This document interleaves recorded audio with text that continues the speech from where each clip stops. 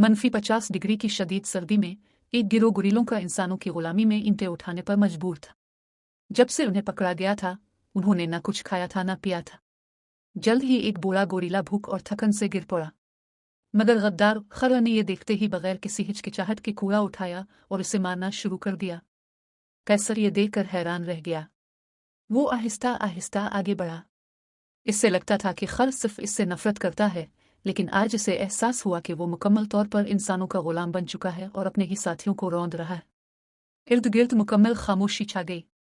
कैसर ने लाशूरी तौर पर कर्नल की तरफ देखा, जैसे पूछ रहा हो कि तुम मेरे कबीले के साथ ऐसा कैसे कर सकते हो। कर्नल ने कोई जवाब ना दिया और कैसर के अगले कदम का इंतजार करता रहा। अचानक बंदरों ने अपने हाथों से पत्थर गिरा दिए और जोर से नारे लगाने लगे। वो चाहते थे कि कैसर एक बार फिर क़ियादत करे और इंसानों के खिलाफ बगावत करके अपनी आज़ादी वापस ले। कैसर ने मुड़कर सबको देखा। उसकी आंखों में बेचैनी साफ नजर आ रही थी, मगर उसने कुछ न किया। चारों तरफ मुसल्लह फौजी खड़े थे। अगर वो इस वक्त बगावत करता तो पूरा कबीला तबाही की तरफ चला जाता। इसी दौरान खर आगे आया और हुक्म दिया कि कैसर को ले जाया जाए। उसने कैसर को जबरदस्ती कर्नल के सामने झुका दिया ताकि अपनी वफादारी साबित कर सके। दुश्मन जितना भी बुरा हो, गद्दार इससे ज्यादा खतरनाक होता है। अक्सर हीरो अपने ही लोगों के हाथों मारे जाते हैं। कैसर शुरू से आखिर तक खामोश रहा, मगर उसकी आंखों में नफरत कम न हुई। वो मुसलसल कर्नल को घूरता रहा, जैसे अगर नजरों में ताकत होती तो कर्नल को चीर फाड़ देता। कर्नल ने कोई परवाह न की और फौरन इस बंदर को गोली मार दी जिससे अभी गलती हुई थी। फिर उसने बंदूक का रुख कैसर की तरफ कर दिया, गोया उसकी मौत यकीनी हो। उसने कहा, मैं बगैर किसी हिचकिचाहट के तुम सबको मार सकता हूँ, लेकिन तुम ये भी इंतखाब कर सकते हो कि अपने साथियों को काम जारी रखने दो। कैसर, तुम्हारे पास कोई शर्त रखने का हक नहीं। कैसर को बचाने के लिए एक बंदर ने सबसे पहले पत्थर उठाया, मगर एक नौजवान ने रोते हुए बाकियों से इल्तिजा की कि वो वापस काम पर चले जाएं। इसके बावजूद कैसर को लटका दिया गया। कर्नल चाहता था कि उसे जलील करके बाकी सब बंदरों की बगावत का हौसला तोड़ दे। इसी दौरान मॉरिस ने दूरबीन से ये मंजर देखा और शदीद परेशान हो गया। वो कैसर को बचाना चाहता था, मगर समझ नहीं आ रहा था कि क्या करे, क्योंकि इंसानों की तादाद सैकड़ों में थी जबकि वो बमुश्किल 4 थे। कैसर को रात गए तक लटकाया गया। इस दौरान वो बार बार कर्नल की तरफ देखता रहा और खुद को होश में रखने की कोशिश करता रहा। इसी वक्त गद्दार खर उसके पास आया और बोला, क्या तुम वाकई समझते हो कि हमारे जाने के बाद वो तुम्हें जिंदा छोड़ देंगे? उन्होंने तुम्हें खर कहना शुरू कर दिया है, तुम उनके लिए कुछ भी नहीं हो। जब कैसर दोबारा कर्नल के सामने आया तो उसने मेज पर मौजूद फौजी नक्शे देखकर ही हकीकत समझ ली। कर्नल समझता था कि कैसर सिर्फ एक बोलने वाला बंदर है, मगर इसे यह मालूम न था कि कैसर कई साल इंसानों की दुनिया में रह चुका है और मुकम्मल तालीम हासिल कर चुका है। इसकी जहानत आम इंसानों से कम नहीं। विंटर और बेड ऐप से मिली मालूमात के मुताबिक वो खतरनाक फ्लो वायरस जिसने इंसानों को तबाह किया था, मुकम्मल तौर पर ख़त्म नहीं हुआ था। वो वायरस जिंदा बच जाने वालों के जिस्म में मौजूद रहा और हाल ही में दोबारा फैलना शुरू हो गया। इसकी नई शक्ल मुतासरा अफराद की जहानत को ख़त्म कर देती है और आहिस्ता आहिस्ता उनकी बोलने की सलाहियत भी छीन लेती है, बिल्कुल नोवा की तरह। कर्नल ने इस वायरस से बचने के लिए तमाम मुतासरा अफराद को मारने का फैसला किया, मगर कैसर को यह जानकर हैरत हुई कि इसने अपने बेटे को भी नहीं बख्शा। इस जुल्म की वजह से बाकी बच जाने वाले लोग भाग गए और शुमाली फौज से जा मिले। इसीलिए कर्नल ने बंदरों को दिन रात दीवार बनाने पर लगा दिया ताकि शुमाली फौज का मुकाबला किया जा सके। हकीकत यह है कि कर्नल अपनी आखिरी हद तक पहुंच चुका था। वो कहता है, ये एक मुकद्दस जंग है। पूरी इंसानी तारीख हमें इस लम्हे तक लेकर आई है। अगर हम हार गए तो हम अपनी नस्ल के आखिरी लोग होंगे। ये जमीन बंदरों की हो जाएगी और हम तुम्हारे मवेशी बन जाएंगे। यही वजह है कि वो बंदरों की नस्ल को मुकम्मल तौर पर ख़त्म करना चाहता था।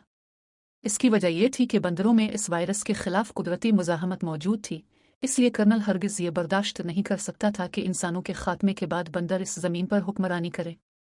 वो कहता है, मेरा तुम्हारे बेटे को मारने का इरादा नहीं था, लेकिन अगर उसकी तकदीर तुम्हारी नापाक सल्तनत को संभालना थी। कर्नल सिर्फ दूसरों के लिए ही नहीं बल्कि अपने लिए भी बेहद बेरहम था।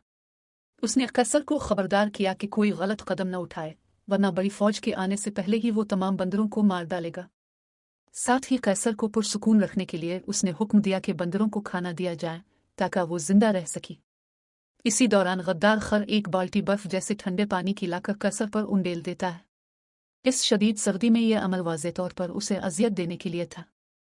उधर मॉरिस को अचानक एक सुरंग नजर आती है। पहले कुछ मुतासरा इंसान इस जहन्नम से निकलने के लिए उसे खोद चुके थे, मगर वो अपनी जान ना बचा सके। अब यही सुरंग बंदरों की उम्मीद बन सकती थी। रात के वक्त दर्जा हरारत मजीद गिरकर मनफी दर्जनों तक पहुंच जाता है। कैसर सर्दी से कांप रहा होता है कि अचानक इसे कोबा नजर आता है। वो कहता है, तुम उसे नहीं बचा सकते, या तो हमारे साथ शामिल हो जाओ या यही मर जाओ। शदीद दर्द के बाइस कैसर नीम मुर्दा हो जाता है। कर्नल इसके बालों पर हाथ फेरते हुए सिपाहियों को आखिरी हुक्म देता है कि अगर कल तक कैसर जिंदा रहा तो इसे काम पर लगा दिया जाए या सीधा मार दिया जाए। कैसर को एक पिंजरे में बंद कर दिया जाता है। इसी दौरान नोवा खामोशी से अंदर आ जाती है। रात की तारीकी में सिपाहियों को इसका पता नहीं चलता। वो अपना पसंदीदा खिलौना कैसर को देती है ताकि वो जीने का हौसला न हारे। फिर एक बाल्टी पानी लाकर उसे पीने के लिए देती है। नोवा की मौजूदगी कैसर के अंदर की इंसानियत और नरमी को दोबारा जगा देती है, वरना वो इस जिल्लत और अजियत की वजह से पागल होकर कोबा जैसा बन सकता था। कैसर आहिस्ता आहिस्ता संभलता है और दूर अपने साथियों को देखकर हाथ उठाता है। इनकी आंखों में अज़्म होता है, जैसे वो एक पैगाम दे रहे हों कि इत्तेहाद में ताकत है। ये एक लंबी जंग है जो हौसले का इम्तिहान लेगी।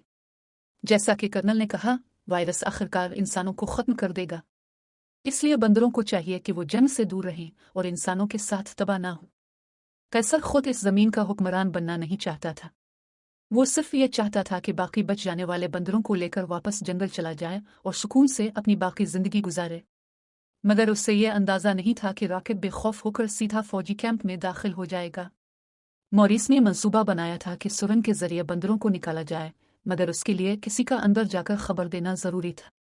रॉकेट ने जाली तौर पर हथियार डालने का ड्रामा किया और गद्दार खर के साथ लड़ाई शुरू कर दी ताकि हंगामा पैदा हो। इसी मौके पर नोवा वहां से निकलने में कामयाब हो गई।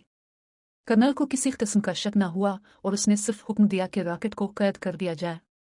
मॉरिस का मंसूबा कामयाब हो गया। उधर कैसर भी अपनी अक्ल बहाल कर चुका था। अब वो कर्नल को घूरने के बजाय आम बंदर की तरह काम करने का ड्रामा करने लगा और खुफिया तौर पर मालूमात मॉरिस तक पहुंचाने लगा, जैसे बाहर से दोनों कैद खानों तक फासला कितना है ताकि सुरंग खोद कर फरार मुमकिन हो सके। इसी नाजुक वक्त पर गद्दार खर ने कैसर को एक बात बताई। तुम जानते हो, कर्नल की गोलियां उसे नहीं बचाएंगी, ना तुम्हें। मैंने खुद को बचा लिया। क्या तुम में अब भी कुछ बाकी है कि कह सको? यह सुनकर कैसर ने फैसला कर लिया कि अब फौरन कदम उठाना होगा और तमाम बंदरों को बचाना होगा। अफरादी कुव्वत कम होने की वजह से मॉरिस को नोवा को साथ लेकर ही काम करना पड़ा, मगर उसने देखा कि यह छोटी बच्ची गैर मामूली ज़हीन है और जल्द ही उनकी ज़बान समझने लगी। कार्रवाई से पहले नोवा ने अचानक पूछा, नहीं? इसी लम्हे बैद ऐप जाहिर हुआ। उसने सुरंग खोदने के लिए मुनासिब जगह ढूंढ ली थी, मगर वो जगह बहुत ऊंची थी और वो खुद ऊपर नहीं चढ़ सकता था। मजबूत मॉरिस जमीन पर लेट गया था कि बैद ऐप इसके ऊपर खड़े होकर खुदाई कर सके और इस तरह एक बड़ा सुराख बना लिया गया। जब सिपाही अपनी जगहें बदल रहे थे, बैद ऐप ने एहतियात से सर बाहर निकाला और ऊपर मौजूद बंदरों को इशारा किया। इतने सारे अपने जैसे देखकर वो कुछ शर्मा सा गया। मगर अचानक नोवा ने देखा कि सुरंग में पानी दाखिल हो रहा है। मॉरिस घबरा गया और जोश में आकर बैद ऐप को नीचे गिरा दिया। वो समझ नहीं पा रहा था कि यह पानी कहाँ से आ रहा है। फौरन उसने कैसर तक ये खबर पहुंचाने का कहा कि अगर मजीद खुदाई की गई तो सुरंग पानी से भर जाएगी, लेकिन अगर ना की गई तो बच्चों को कैसे बचाया जाए। कैसर ने दूर खड़े सिपाहियों की तरफ देखा और अचानक इसके जहन में एक मंसूबा आ गया।